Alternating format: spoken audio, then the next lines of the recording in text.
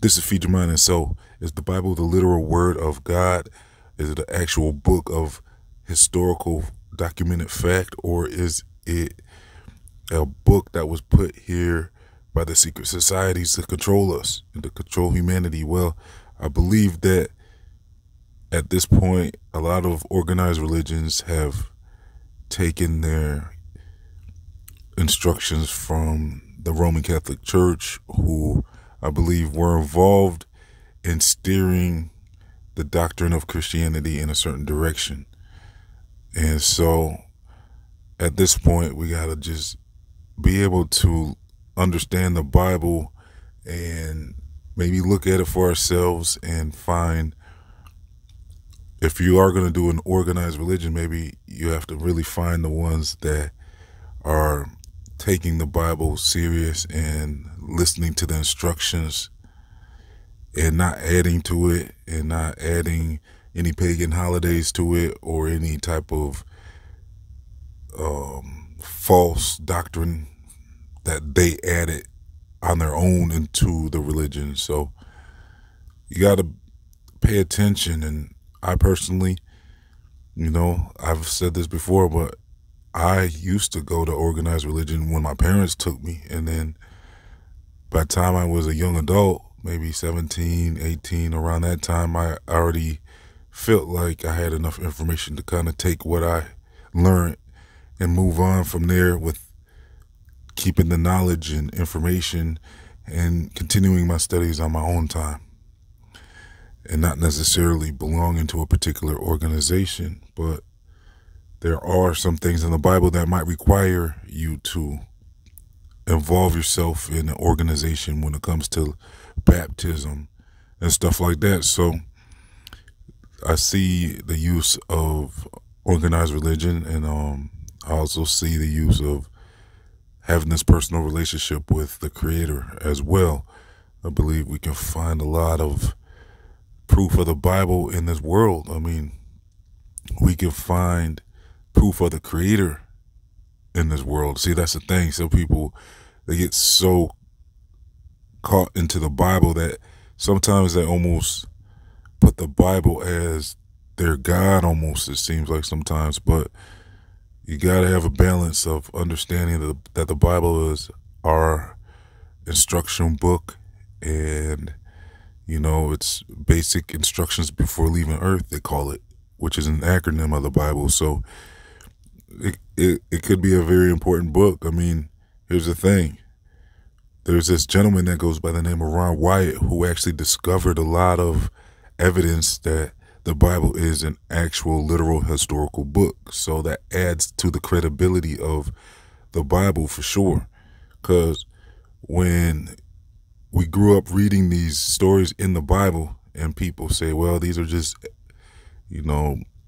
lessons to learn and illustrations to take knowledge from and understand in a esoteric way and stuff like that. Well, then why did this guy Ron Wyatt, why was he able to find things like Noah's Ark? He found, well, according to my research, he might not have actually found the ark, but he found an area where it looks like the imprint of a large boat was discovered on a mountaintop, I believe it was. And so it's interesting that he was able to find such a thing and how this evidence was preserved in a way where no one could take it and hide it from us.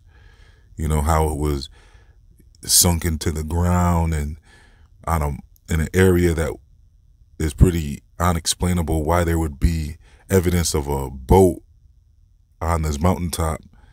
And so Ron Wyatt also proved a lot of things. He found the Ark of the Covenant, allegedly. And I think after he found it, it sounds like that area, the people in charge of that area took control of that Ark of the Covenant, possibly. I don't believe it's still there, but he has some pictures of what he found. Now, could have he staged this photo and this video? I mean, it's possible, but, it's a very interesting story. I mean, the way he found this Ark of the Covenant under an area where they say is Calvary, where the Messiah was executed. And they're saying that this was found in a place where the Messiah's blood would have dripped onto this Ark of the Covenant, which would have completed a ritual as to what this Ark of the Covenant was used for. So he also had a lot of witnesses to verify that he actually found this artifact.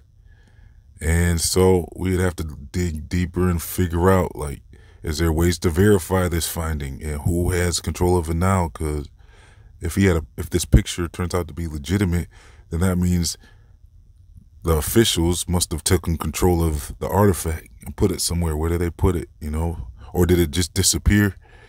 See, that's the thing. So there's a lot of trails, though, here to look more into. This guy also was said to have found an area by the Red Sea. He actually said he found the literal place where the Red Sea was, and he was able to find the remains, well, the skeletal remains of horses and chariots and stuff like that. So this is another place where we would need to be able to verify these claims that he found this stuff and look more into it. And so it's interesting that he would have found these artifacts in the Red Sea area that would verify the story of the Exodus from Egypt.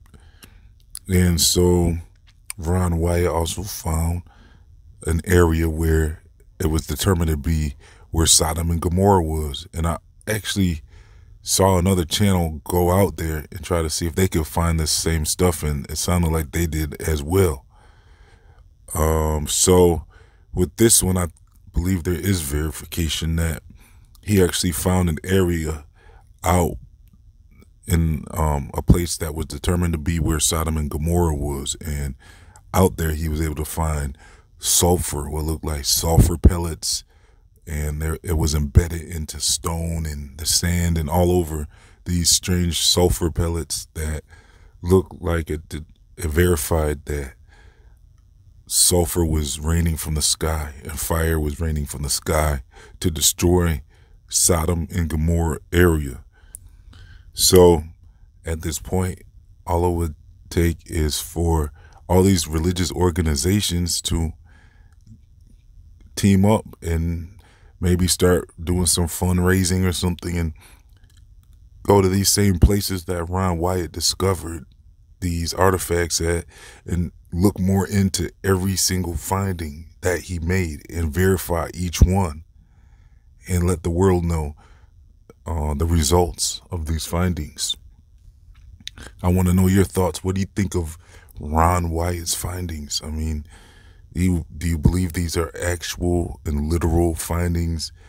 Like I said, with the Sodom and Gomorrah thing, I believe I saw another channel go out there and actually verify that there is evidence out there that stands out.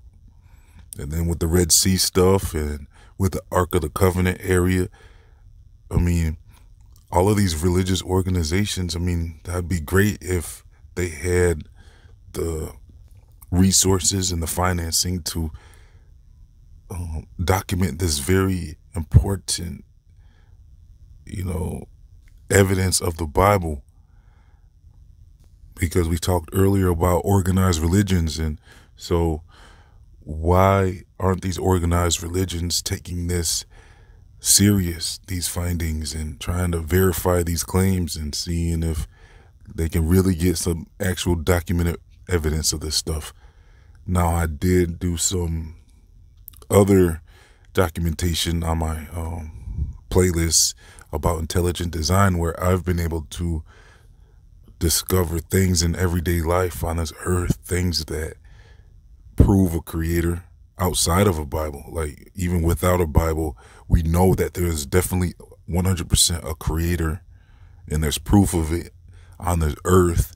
We can see things that is overlooked by the average person. So check out my intelligent design playlist. I'll leave a link for that in the comment section and description box. I'm also going to leave a link for my Bible playlist. I have a secrets of the Bible playlist and a proof of the Bible playlist. So check the description box, and I'll leave some links for you all to do more research, and let me know your thoughts about Ron Wyatt, and do you believe his findings?